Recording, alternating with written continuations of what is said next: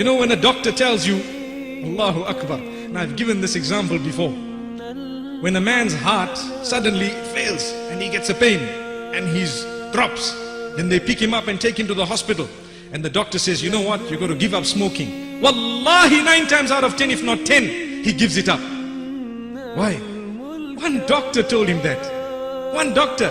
But for Allah subhanahu wa ta'ala, how many of us are ready today to say this habit is out? There we are. How many? Allahu Akbar. Are we waiting for a little heart attack before we can give up a bad habit? When Allah subhanahu wa ta'ala says, no, don't wait for that, I give you good health.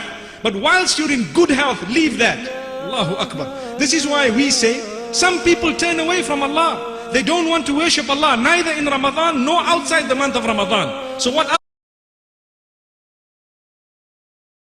Allah does for them, He gives them a favor. What is that favor? He makes them sick and ill to the degree that the doctors cannot help them.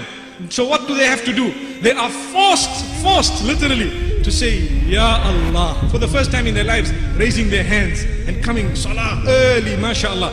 That is cheap. Wallahi, cheap meaning we are still fortunate that we haven't died before we raised our hands to Allah. But the question I have, should we wait for something to happen to us before we're going to raise our hands?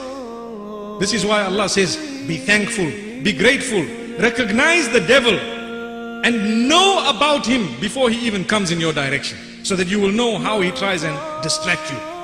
Ask those who've committed adultery all their lives, what have they achieved by it?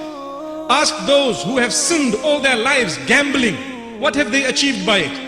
Ask those who have sinned all their lives by stealing, cheating, conning, deceiving, by engaging in all sorts of other sins, whether it is drugs and alcohol. What did they achieve by it? They achieved what? Momentary joy.